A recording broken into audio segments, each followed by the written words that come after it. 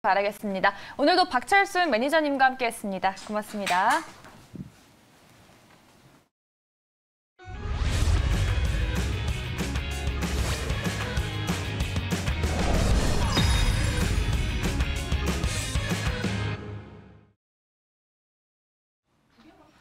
안녕하세요. 주요 증시 이벤트로 대박내는 투자 가이드 대박 캘린더 시간에 이가람 주머니 매니저입니다.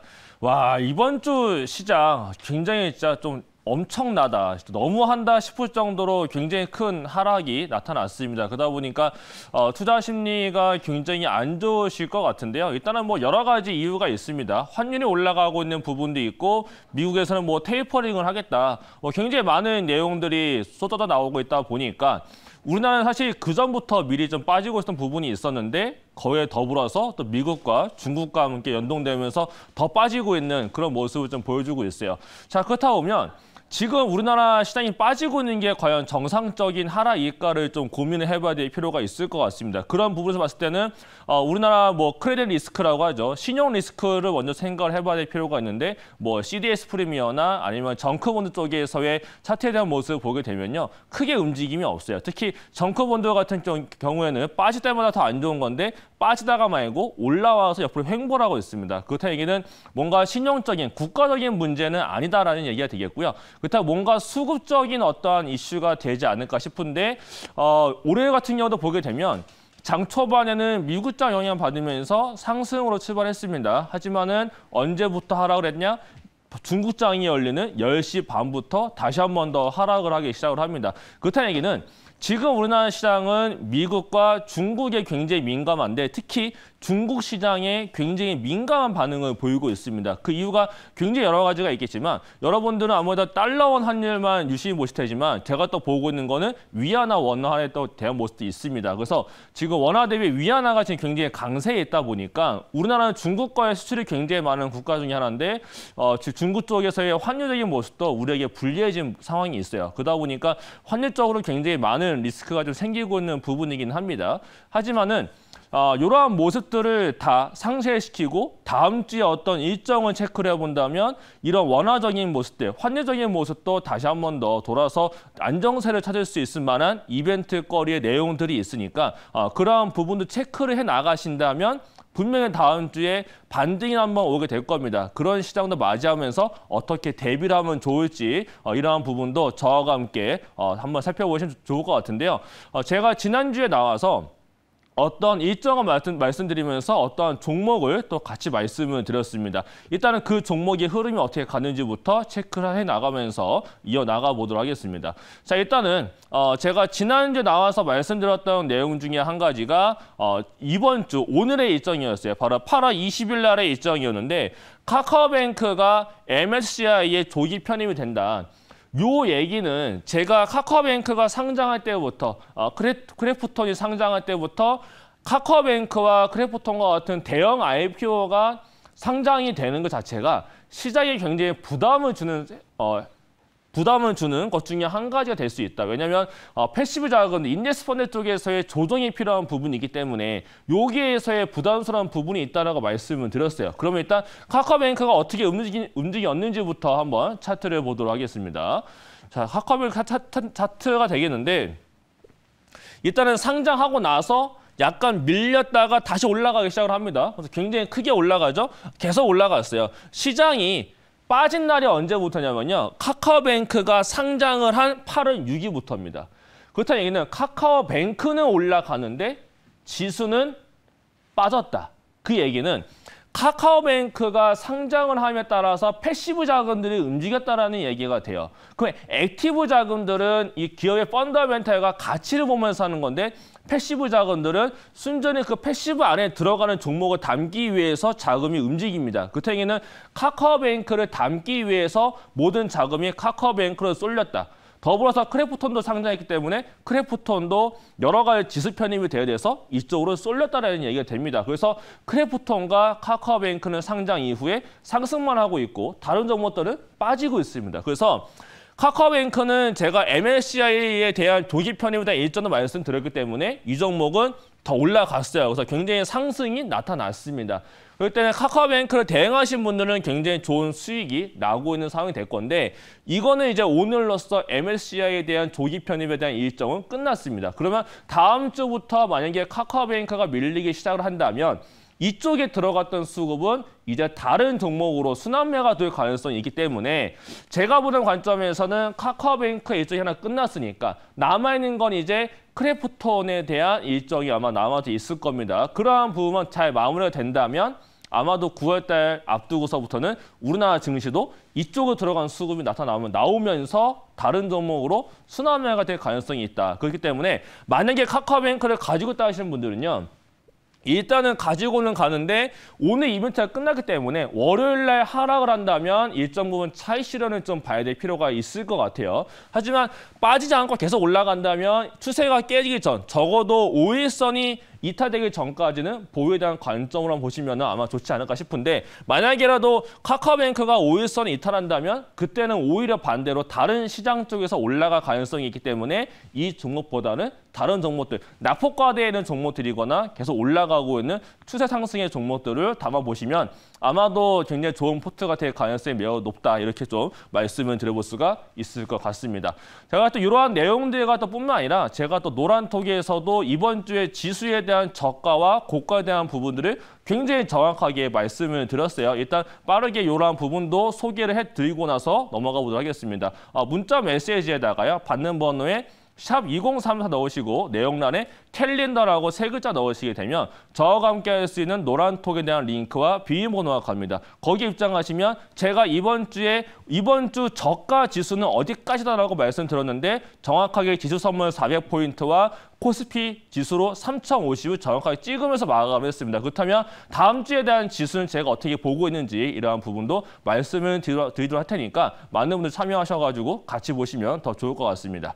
네, 그럼 이제 다음 주에 대한 일정도 굉장히 많습니다. 중요한 일정이 있어요. 어떤 부분인지부터 월요일부터 한번 살펴보도록 하겠습니다. IS동서와 또 VNT, 오로라가 기업 설명회를 하고요. LG도 해외기관 대상 내에서 NDR이 있고 성광밴드도 보시는 것처럼 기관 투자 대상되어져 있는 설명회가 있고요. 이 다음 일정도 보도록 하겠습니다. 자, 보게 되면 요 다음에서 보게 되면 한화도 이제 유가 증권시장 온라인 아니라고 해가지고 거래소가 주관을 하는 온라인 설명회입니다. 공개 설명회 때문에 이거 한번 들어보실 분들은 들어보시면 좋을 것 같고요. 요 일정은 다음 주 금요일까지 매일매일 있는 일정 중에 한 가지가 됩니다. 그 다음에 요 아래 거는 좀 테마주가 한번 형성이 될 수가 있을 것 같은데 보건복지위원회에서 CCTV 설치 의무화 관련된 의료법 개정안이 법안 소위가 되고 그다음 같은 날 전체 회의까지 들어간다고 합니다. 여기서 잘 통과가 되게 되면 이번 주에, 다음 주에 이제 본회의까지 들어가는 부분이 있기 때문에 CCTV 관련된 종목들 테마 형성되는지 한번 잘 봐야 될 것 같고요. 근데 이것 좀 이제 우리나라에서 굉장히 중요한 지표가 될 것 같습니다. 20일까지의 수출 동향이 월요일에 발표가 되는데 만약에라도 성장으로 수출이 더 잘 됐다라고 찍히게 되면 우리나라는 아무래도 하락은 좀 제한을 받을 수가 있고 오히려 반등을 줄 수 있는 굉장히 중요한 지표가 됩니다. 그럴 때 월요일부터 이 지표는 꼭 보셔야 될 것 같고요. 그다음에 미국의 지표도 있지만 미국에서도 이제 뭐 서비스업과 제조 PMI가 있지만 일단은 우리나라는 봤을 때 20일까지의 수출 동향이 우리나라 증시에 굉장히 중요한 내용이 될 거기 때문에 월요일 날은 다른 것보다도 요 일정은 꼭 체크해 나가면서 보시면 좋을 것 같습니다. 그럼 이제 화요일의 일정으로 넘어가 보도록 하겠습니다. 자, 화요일 날의 일정은요. 일진 하이솔루스라는 종목이 공모 청약을 합니다. 다들 아시는 것처럼 현대차와 관련되어지는 수소 관련 종목이 되기 때문에 이 종목도 공모 청약이 굉장히 뜨겁지 않을까 싶고, 근데 베스파가 이제 그 신작을 발표를 합니다. 그래서 뭐 타인 디펜더스를 발표를 하면서 이제 정식으로 일본에 정식 출시를 할 예정이 있는데.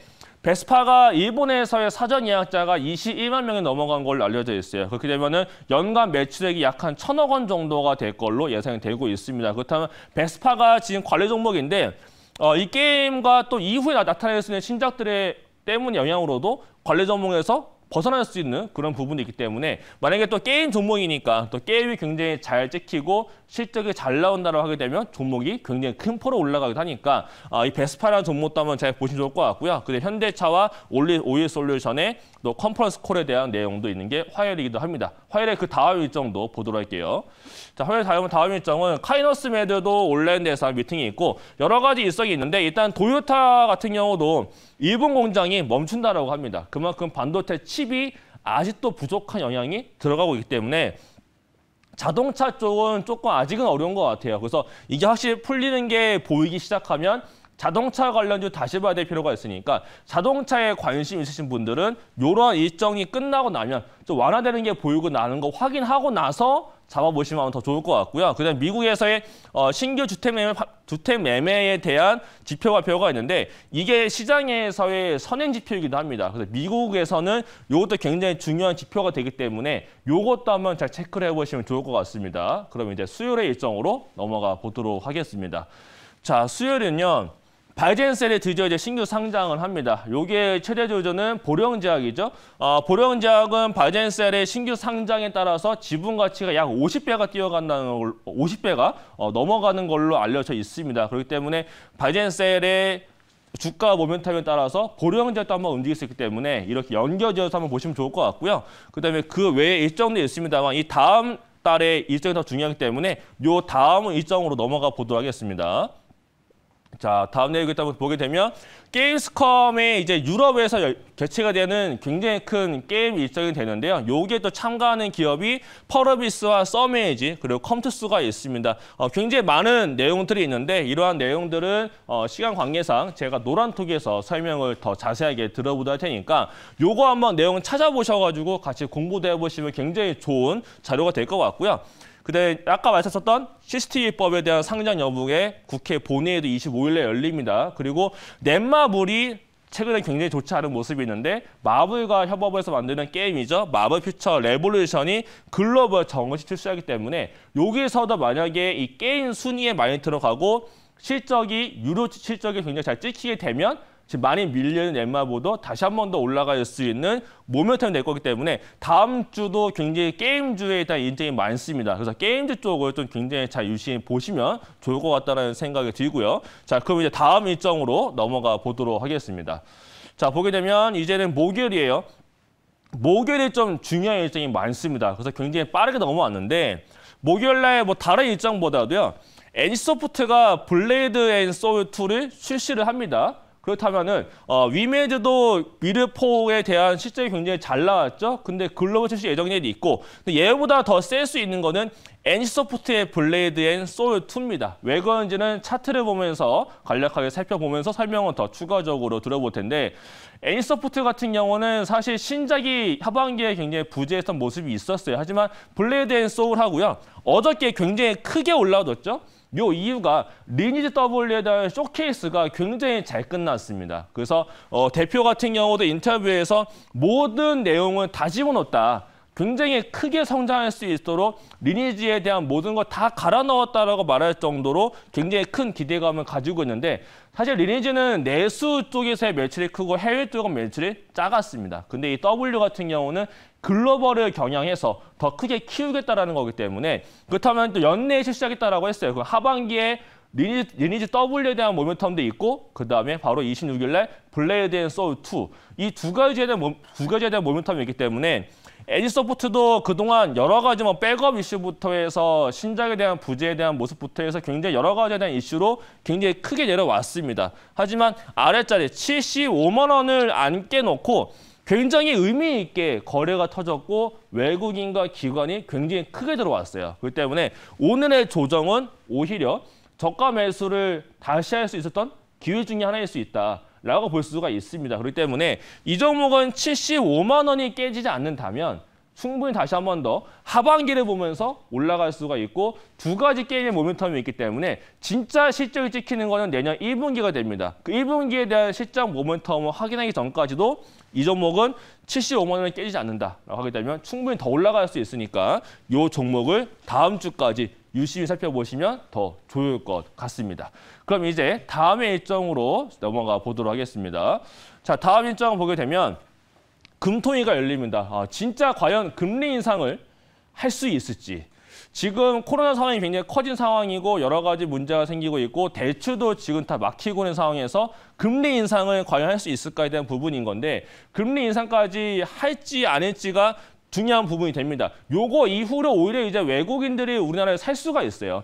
이벤트가 종료가 됩니다. 여기서 리스크가 해제가 되기 때문에 다음 주 목요일이 변고점 되는지 한번 잘 봐야 될 필요가 있고요. 그다음에 미국에서 잭슨홀 미팅이 있는데 아무래도 테이퍼링에 대한 멘트는 굉장히 많습니다. 테이퍼링은 하겠다는 건 다 누구나 알고 있어요. 하지만 지표에 대한 내용도 잘 봐야 됩니다. 그래서 테이퍼링은 테이퍼링인데 잭슨홀 미팅 앞두고 있는 부분에서 지표와 함께 그 뒤에 있는 제롬 파월 연준의장이 어떤 멘트를 하는지에 따라서 지금 많이 밀려 내려와져 있는 부분들이 다시 올라갈 수 있고 굉장히 부담스러운 달러원 환율도 안정세를 찾아갈 수가 있는 게 바로 목요일이 됩니다. 그럼 목요일과 금요일이 우리나라 시장에도 굉장히 중요한 날이 되기 때문에 이러한 일정 잘 보시면서 뭔가 저가 매수하고 싶다 하시는 분들도 참았다가 목요일과 금요일 날 확인하고 나서 보시면 분명히 더 좋은 대응법이 되기 때문에 이러한 부분 잘 참고를 해보시면 좋을 것 같고요. 그럼 이제 금요일의 일정으로 넘어가 보도록 하겠습니다.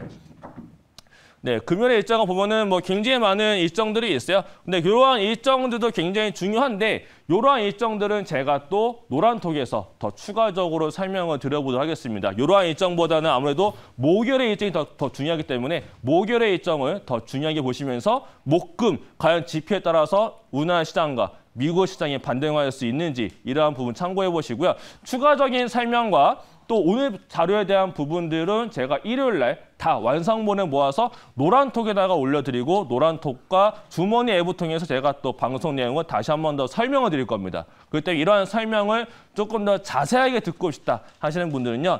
문자 메시지에다가 샵 2034 넣으시고 설명란에 내용란에 이가람이라고 캘린더라고 넣으셔야 됩니다. 이가람이 아니고 캘린더입니다. 내용란에 캘린더라고 세 글자 넣으시면 저랑 함께 할 수 있는 노란톡 링크가 갑니다. 그 노란톡 링크와 함께 적혀져 오는 비밀번호 누르시고 입장하셔가지고요. 저와 함께 다음 주 손잡고 같이 이겨낼 수 있는 한 주간 만들어 보시기 바랍니다. 그럼 지금까지 대박 캘린더의 이가람이